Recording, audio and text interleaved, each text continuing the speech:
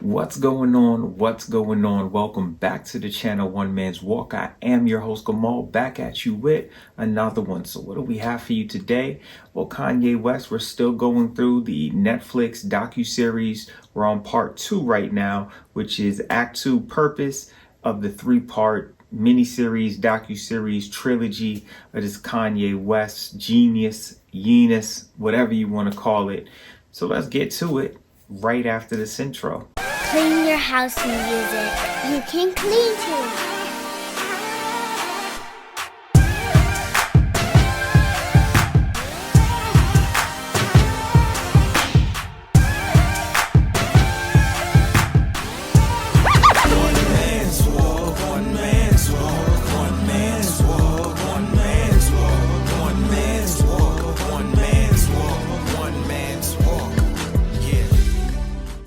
Welcome back. So like I said, we're doing part 2, Act 2, Purpose of the Kanye West 3-part miniseries, docuseries, whatever you want to call it, Jeenyuhs on Netflix. And so I'm enjoying it. Again, I don't typically do docuseries, but I am enjoying it, and it's kind of putting me back in the vibe. I really like the aspect of understanding more about Kanye.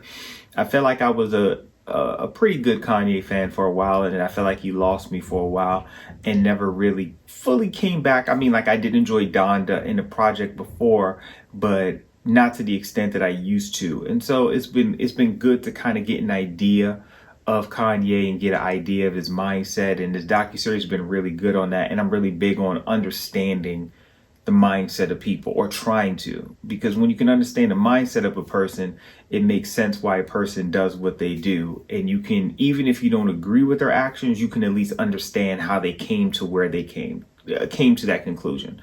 So I do like that. But of course, before we fully get into it, let's do a little housekeeping. If you have not already done so, please make sure to like, comment, subscribe, and turn on your post bell notifications so that way you don't miss any of this amazing content. And so as you see behind me, we have the thumbnail going. The latest video is up. This year, March 9th, marks the anniversary of the 25th anniversary of the most untimely death of my favorite rapper ever, the Notorious B.I.G., aka Biggie Smalls, Christopher Wallace, Frank White, King of New York, whatever you want to call him. But that is up now. Go check it out. Obviously, we're on part 2 with the Kanye West, so part 1 is out as well. You can check that out as well. A bunch of other things as well. So let's get right to it. So part 2 kind of picks up Purpose, picking up where part 1 or Act 1 had left off that we looked at last time.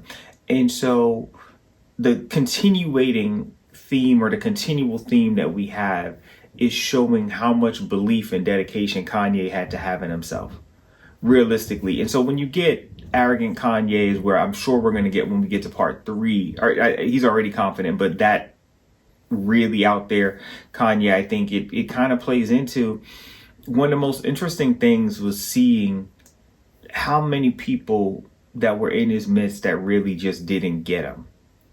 And I feel like I get that sometimes. Like, I understand. I feel like they appreciated him in one aspect, but the aspect they appreciated him in was not the aspect he wanted to be seen in. They saw him as a great producer, and then thought they were giving him a compliment, as one of the A&Rs for Rockefeller was trying to do by saying, "You're the best rapper producer." But how many real rapper producers are there? You got Eric Sermon, whose beats are criminally underrated, but we never look at him as one of the best rappers. You have Dre, who's a producer rapper, but people say he don't write his own lyrics. You have Eminem, who's a producer rapper, but he's really a rapper producer.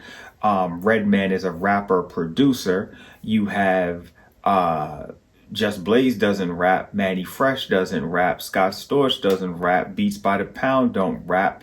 Puff, I guess you could say, is a rapper, but definitely he's a producer and executive, before an entrepreneur, before you think of him as a rapper. So I get the slight that Kanye West felt, because he said, what? Calling me the best producer rapper is the equivalent of saying I'm the best kid MC, or I'm the best female MC, which takes away from who they are. Like, when it comes to Nicki, I don't even say Nicki is the best female rapper. Nicki is just one of the best rappers, period. Like, you don't have to put female in front of that. You don't have to put black in front of it. You don't have to put New York in front of it. You don't have to put Trini in front of it. Rapper, because that's what she is. And she gets busy, right? Shout out to Nicki, love her. But when it comes to Kanye, I get when he said that. Like, it's a slight, it's a compliment. It's meant to be a compliment. I get how the guy was trying to say, hey, it's a compliment, but it's also putting him in a different box. And he was like, nah, I'm competing with Jay. I'm competing with Beans. I'm competing with all these other artists who are on the rock. And so I like that. I liked understanding that mindset of having to fight through. And we talked about this in the last one. And I said, hey, nowadays, producer, how many things you have to think about Kanye before you even get to producer? And so looking at that, I really did like understanding that a little bit more. I like that we did get a couple people who believed a little bit more. And then again, one of my favorite records is the #1 record Pharrell has featuring Kanye, where Kanye gave a really amazing verse, by the way. But Pharrell's expression of love came in what he wanted. When he walked out the room, when he realized that through the wire was literally not like a figurative, the through the wire was not just a figure of speech, but actually a literal thing. Like, he's literally rapping through the wire. And he walked out the room. All he wanted was to be appreciated for what he was most passionate about.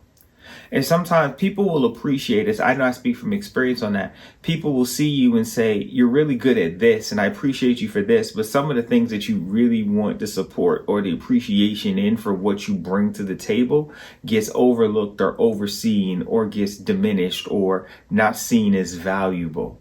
And it can be hurtful. It like legitimately can it hurt. I'm not here to front act like it don't hurt me. It can be very hurtful. And so to see the perseverance he had to have, I really like that. To see the process of the album coming together. And again, and I kind of mentioned it in his Life After Death that I did. Double XL used to do the making of, and they had a couple different ones, Life After Death, Ready to Die, Cuban Links, Reasonable Doubt. Those are the ones off the top of my head. I could have been some others, but those are the ones off the top of my head of like classic albums that they did makings of. Watching the video for this really put me in a mindset. And again, I had just listened to College Dropout, which I will. That'll probably be the next video I do because it's so fresh in my head. Listen to College Dropout earlier this week, and then seeing the video of how it came together. But whether it was Through the Wire, whether it was the Luda feature, Breathe In, Breathe Out, whether it's the Mos Def featured one, like it was refreshing to see. The other thing I liked is that when one door closes, or just because one thing doesn't work out, you have to be willing to say, okay, that didn't work. Let me try again. Almost like a reinventing yourself. I feel like I do that a lot, or try to do that. If I see that one area in my life is not working, or one way of communicating with an individual isn't working, then I'm like, okay, let me try something else. At least try to, attempt to. And what Kanye did was, he's like, look, after everything was going well until he got in an accident. And then Rockefeller, it was like the excuse they needed to backburn him. Because if they had really believed in him, they'd have stuck with him in spite of the obstacle. But they saw the obstacle as an opportunity to get him. Well, now his jaw's wired. He can't rap anyway. Great. He'll go back to making beats. Instead of saying, let me push with him, but he did all the groundwork. When he talked about putting up $30,000 of his own money, and I said, man, sometimes it takes that. I don't have $30,000 just be putting up like that, but the idea of spending money on yourself when you're betting on yourself. He gave that example when he talked about Def Jam, and you can see it, right? Like other labels are like this as well. Like, you need to prove yourself. Like, when you're hot, they get on board. I feel like that with Jay-Z, and that's no disrespect to Jay-Z. Jay-Z is arguably top 3 greatest ever, depending on where you want to place him. I don't think in anybody's list he should be any lower than 3, right? But Jay-Z ain't just getting on your record to help you out. I feel like once you get your buzz, like, he didn't start doing more Kanye inspired verses until Kanye became past Gold Digger Kanye and things were really moving. I felt like we really got Jay on board with him as he saw his star power. I feel like Jay is not able to necessarily help you when you're first starting. But if you are able to reach your first mil or your first 100,000, he can take you to the next level.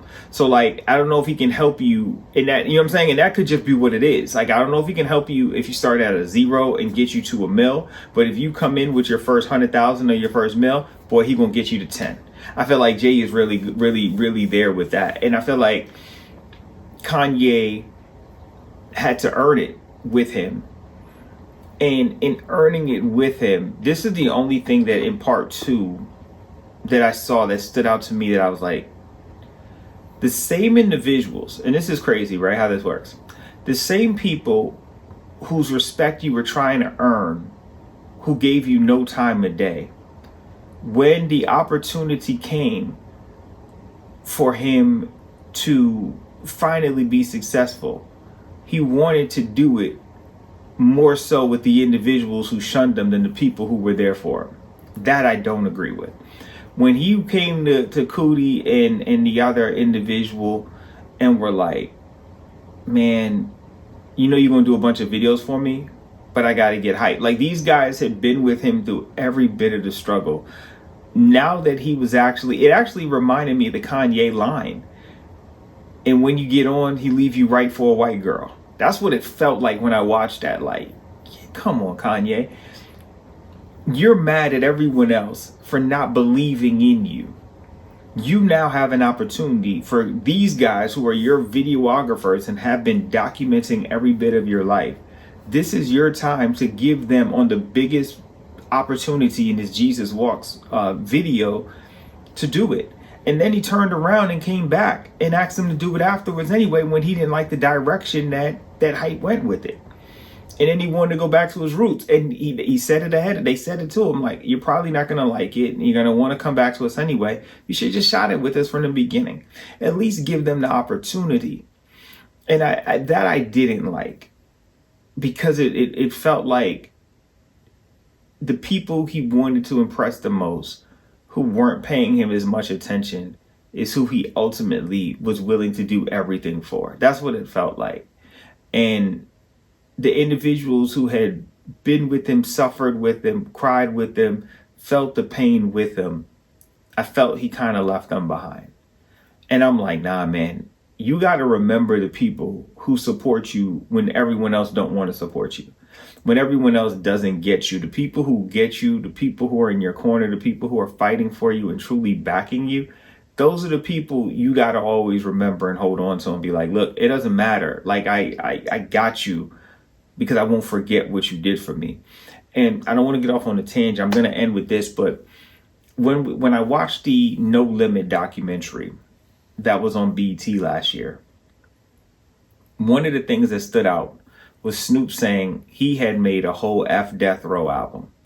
And Master P is such a stand-up guy, man. Shout out to Master P. I did the No Limit concert when I went to the one in Baltimore. I'm such a huge No Limit fan. Hopefully they get a versus too, because I think they're watching whoever. I don't care. But anyway, Master P says you can't release it. And Snoop is in his feelings. Snoop is hot. Yo, it's F Death Row. I don't like Suge, blah, blah, blah. And I get it, right? Suge has done some grimy stuff to him, and I could feel him. But he's like, he also gave you an opportunity. Snoop Dogg is not Snoop Dogg without Suge Knight. And so regardless how you feel about that man, you cannot, in good conscience, turn around and diss the same person who gave you the opportunity you have today. Now, yes, maybe you fall out. Maybe things don't go as well. Nowadays, you're not eye to eye. Okay. But don't disrespect the person who, when other people wouldn't give you a shot and didn't believe in you, he did. You can't then turn around and want to disrespect him because you done found a new situation. And you can apply that to any aspect of life you needed to. But that's one of the most stand-up things you could do. Remember the individuals who helped you when others wouldn't, who helped you when others didn't see the need to, or didn't believe in you, or didn't view you how you viewed you. Because those video guys viewed Kanye and said, this guy's going to be a star, and I'm willing to follow him, not Kanye, the producer, Kanye, the rapper, Kanye, the person who was bound to be a star in whatever direction he saw himself going. And that is the core root of who Kanye West was. Now, it happened to be rap he believed in, and the whole, when he went into the, I dress how I dress because I'm confident in me being me. Other people can't dress. I had to assess, what do I do that stands out that's different than the next person? And I think all of us have to do that. In me doing this channel, I believe I deep dive, or how I deep dive into things, and the aspect and the thought process I bring to it is a little different than other individuals I've seen on YouTube. And so I can't get consumed with what others are doing. I just got to build my thing the way in which I want it to be built, and the way in which I feel confident in it. And I can see that with the Kanye thing, and that's what I really loved. And so again, part 2 is really good as well. It is, again, something different. I don't typically do docuseries, but it was interesting getting a little insight into Kanye again, a little bit more. And the makings of a classic album, which I completely forgot had won a Grammy. So shout out to College Dropout for that, because it's definitely fire. And so I cannot wait to deep dive on that. And to document this was really nice. That's some good foresight on his part. Whether he okayed it to put out or whatever, the foresight to know, hey, we got to document this because something special is happening with me. I thought that was really, really fascinating. So as always, I hope you guys, that's it. You guys let me know what you thought of it. How did you like it? What's your thoughts on the series as a whole so far? If you've completed it, if you've just gotten as far as I've gotten, are you a Kanye fan? Where are you with that now? But as always, I hope you guys have a wonderful, blessed, productive, stress-free day, weekday, weekend, whenever you're listening, however you're listening. I thank you for listening. Till next time.